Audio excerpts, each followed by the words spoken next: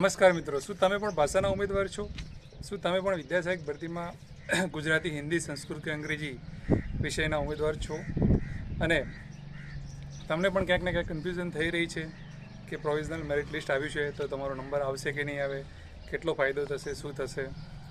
તો તમામ ચર્ચા સાથે આજે હું વિડીયો લઈને આવ્યો છું પ્રોવિઝનલ મેરિટ ઉપર. અને ઘણા મિત્રોનું મેસેજ આવતા હતા, કોમેન્ટ પણ આવતી હતી કે તમે જેવો ટેટ 1નો વિડીયો બનાવ્યો છે એવો ટેટ 2નો પણ બનાવો. તો આજે 1.5-2 કલાકની મહેનત કરીને એક ભાષાનો સચોટ વિડીયો બનાવવાનો પ્રયત્ન કર્યો છે, તો એની આપણે ચર્ચા કરવા જઈ રહ્યા છીએ. નમસ્કાર, હું છું જિગ્નેશ, એજ્યુકેશન વિથ જિગ્નેશ ચેનલમાં તમારું સ્વાગત છે. તો સમય નહીં બગાડતા આપણે વાત કરીશું સૌપ્રથમ ગુજરાતી ભાષાની. હવે આપણે અંદાજિત જગ્યાઓની પહેલાં વાત કરી લઈએ. તો ભાષાની જે જગ્યાઓ છે એ અંદાજિત આપણે 2000 જગ્યાઓ ગણીને ચાલીએ છીએ. અને 2000 જગ્યાઓમાં ચારે ભાષાની આપણે 500 જગ્યાઓ પ્રમાણમાં અંદાજિત એક ગાડીને એનું મેળવવાનો પ્રયત્ન કરીએ છીએ. તો સૌપ્રથમ વાત કરીશું ગુજરાતી ભાષાની.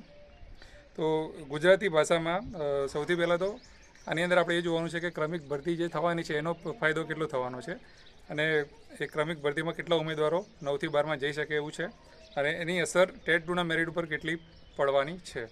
તો 9થી 12માં ગુજરાતી ભાષાની કુલ 783 જગ્યાઓ છે.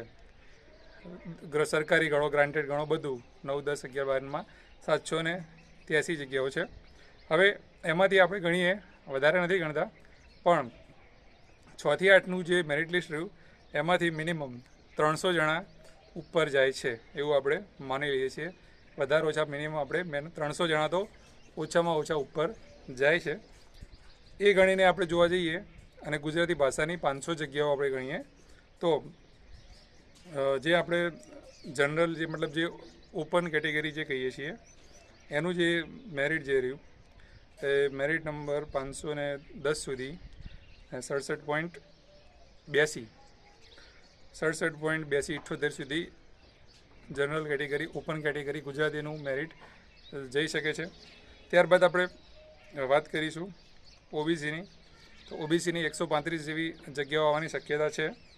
એનું જે મેરિટ રહ્યું એ ઓબીસી કેટેગરીમાં 66.7810 અને ઓબીસીનો કેટેગરી નંબર એનો રહેશે 885 નંબર સુધીના ઉમેદવારો આવવાની પૂરેપૂરી શક્યતાઓ છે.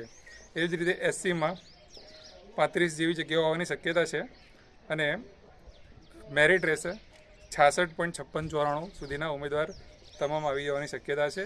અને એસસીનો લાસ્ટ ઉમેદવારનું મેરિટ નંબર જે છે એસસી કેટેગરીમાં 187 નંબર સુધીના ઉમેદવારની શક્યતા છે. ત્યારબાદ આપણે વાત કરીએ એસટી કેટેગરીની. તો એસટી કેટેગરીમાં અંદાજે 75 જેટલી જગ્યાઓ આવવાની શક્યતા છે.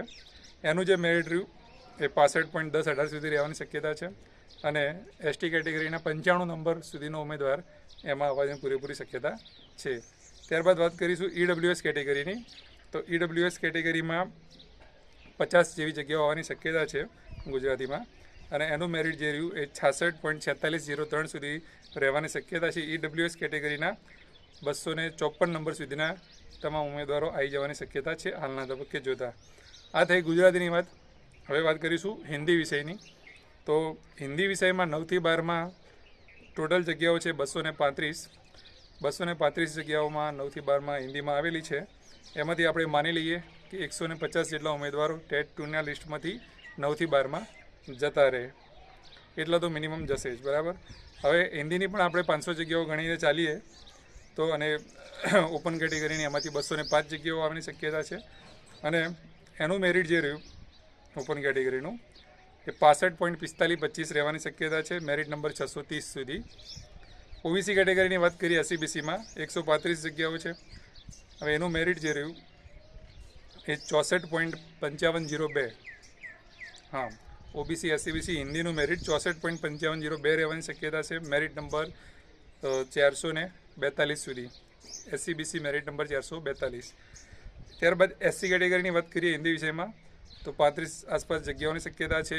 એસસીનું મેરિટ જે રહ્યું એ 65.0022 રહેવાની શક્યતા છે, અને 185 નંબર એસસી કેટેગરીના ઉમેદવારો સુધી હિન્દી વિષયમાં આવવાની પૂરેપૂરી શક્યતાઓ રહેલી છે. ત્યારબાદ એસટી કેટેગરીની આપણે વાત કરીએ હિન્દીમાં તો 75 આસપાસ જગ્યાઓ છે. એનું મેરિટ જે રહ્યું એ 62.6431 સુધી લાસ્ટમાં 62.6431 સુધીનો ઉમેદવાર એસટી કેટેગરીમાં 90 નંબરનો મેરિટ નંબર જે છે 90 નંબર ત્યાં સુધી આવવાની પૂરેપૂરી શક્યતા છે. ત્યારબાદ વાત કરીએ હિન્દી EWS, તો એની અંદર 50 આસપાસ જગ્યાઓ ગણીએ છીએ આપણે, અને એનું મેરિટ જે રહ્યું એ 62.77 જેવું રહેવાની શક્યતા છે, અને મેરિટ નંબર EWS 150 સુધી તમામ ઉમેદવારો એની અંદર આવવાની શક્યતાઓ છે. ત્યારબાદ વાત કરીશું આપણે અંગ્રેજી વિષયની. તો અંગ્રેજી વિષયમાં 9 થી 12માં પુષ્કળ જગ્યાઓ આવેલી છે, ઘણી જગ્યાઓ આવેલી છે. રિઝલ્ટમાં જે ટેટ 2માં જે હોય છે એ ઊંચું હોય છે મેરિટ, પણ આ વખતે 9 થી 12માં તો જે પણ મિત્રો જે છે અંગ્રેજી વિષયવાળા એ બધા લાગી જ જવાના છે, 120 માર્ક્સ હોય તો પણ.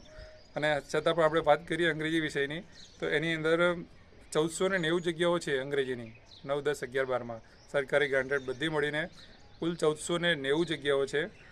આ 1490 જગ્યાઓમાંથી આપણે ઓછામાં ઓછું ટેટ 2ના મેરિટ લિસ્ટમાંથી 600 ઉમેદવાર ગણી લઈએ છીએ સારા મેરિટવાળા. 600 ઉમેદવાર જતા રહે, એનાથી વધારે પણ જઈ શકે છે, તો મેરિટ નીચું આવશે, વાંધો નથી. પણ આ હું તમને જે બેજ કહું છું એ મેક્સિમમ બેજ હશે, એનાથી વધશે નહીં. તો 600 ઉમેદવાર આપણે ગણી લઈએ કે એમાં જશે. તો અંગ્રેજી વિષયની 500 જગ્યાઓ ગણી છીએ આપણે. તો ઓપનની જે આપણે વાત કરીએ તો એનું જે મેરિટ રહ્યું 68.9823 જેવું થાય છે, બરાબર છે. SCBCની વાત કરીએ 135 જેવી જગ્યાઓ ગણીએ છીએ. તો SCBCનું જે મેરિટ રહ્યું 67.7458 અંગ્રેજી વિષયમાં 67.7458 SCBC merit number 631. SCBC merit number 631. SC કેટેગરીની વાત કરીએ 35 આસપાસ જગ્યાઓ, એનું મેરિટ જે છે 67.9734 67.9734 એનું મેરિટ રહેશે. Last merit number 175. SCમાં 175 સુધીના તમામ ઉમેદવાર અંગ્રેજી વિષયમાં લાગવાની પૂરેપૂરી શક્યતાઓ છે. ST કેટેગરી જે છે 75 આસપાસ જગ્યા ગણીએ છીએ, તો એનું મેરિટ જે 66.5644 સુધીનું લાસ્ટમાં છે, તો 66.5644 સુધીના ઉમેદવાર લાગવાની પૂરેપૂરી શક્યતા છે. 83 નંબર મેરિટ નંબર જે છે ST કેટેગરીમાં એ ઉમેદવાર છેલ્લે લાગે એવી પૂરેપૂરી શક્યતાઓ રહેલી છે. ત્યારબાદ EWS કેટેગરી વાત કરીએ અંગ્રેજી વિષયમાં, તો અંગ્રેજી વિષયના EWS કેટેગરીમાં 50 આસપાસ જગ્યાઓ છે, એનું મેરિટ છે 67.9063 રહેવાની શક્યતા છે. EWS મેરિટ નંબર 303 સુધી એમાં લાગી જાય એવી પૂરેપૂરી શક્યતાઓ છે. ત્યારબાદ વાત કરીએ સંસ્કૃત વિષયની, તો સંસ્કૃત વિષયમાં 9 થી 12માં ખૂબ જ ઓછી જગ્યાઓ આવેલી છે, અને એના માટે ઘણી બધી રજૂઆતો થઈ હતી. જગ્યા વધારા માટે પણ આંદોલન થયા હતા. કાલે પણ 24 તારીખે લોકો જવાના છે, તો જગ્યા વધારા માટે પણ જગ્યાઓ હજુ વધી નથી. અને સંસ્કૃત વિષયની જે જગ્યાઓ છે 264, 9 થી 12માં ટોટલ 264 જગ્યાઓ છે. હવે આ 264 જગ્યાઓમાંથી આપણે માની લઈએ મારા અંદાજ પ્રમાણે સંસ્કૃત ટેટ 2 મેરિટ લિસ્ટમાંથી 200 ઉમેદવાર એની અંદર જતા રહેશે, ઓછામાં ઓછા 200 ઉમેદવાર જતા રહે. સંસ્કૃતની 500 જેવી જગ્યા આપણે ગણીએ છીએ, તો ઓપન કેટેગરી 205 જેટલી જગ્યાઓ આવશે, અને એનું જે મેરિટ રહ્યું એ રહેશે 66.6321, અને 430 મેરિટ નંબર સુધીના ઉમેદવાર એની અંદર લાગી શકે ઓપન કેટેગરી. SCBC કેટેગરીની વાત કરીએ છીએ 135 આસપાસ જગ્યાઓ છે, એનું મેરિટ જે રહ્યું એ 65.7047 જી. SCBC કેટેગરી સંસ્કૃત વિષયનું 65.7047 સુધીનું મેરિટ રહેવાની પૂરેપૂરી શક્યતાઓ રહેલી છે.